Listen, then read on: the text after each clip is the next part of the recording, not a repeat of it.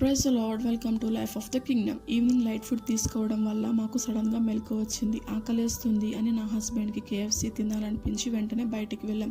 Time చూస్తే midnight 1:10 అయింది. మేము ఎవరైనా ఉన్నారా అని చూస్తున్న టైంలో అక్కడ ఆల్రెడీ చాలామంది ఫ్యామిలీస్, కిడ్స్ అలాగే లేడీస్ వర్క్ చేస్తూ బిజీగా ఉన్నారు.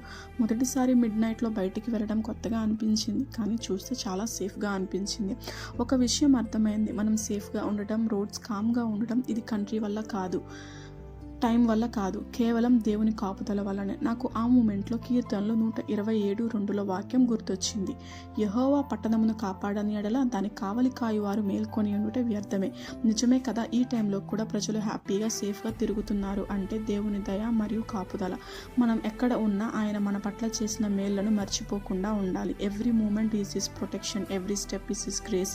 ఇంకా కేఎఫ్సీలో అంబియన్స్ చాలా బాగుంది. అండ్ ఫుడ్ విషయానికి వస్తే ట్విస్టర్ అండ్ స్ట్రిప్స్ ఆర్డర్ చేసుకున్నాం. చికెన్ చాలా జ్యూసీగా అండ్ టెండర్గా ఉంది.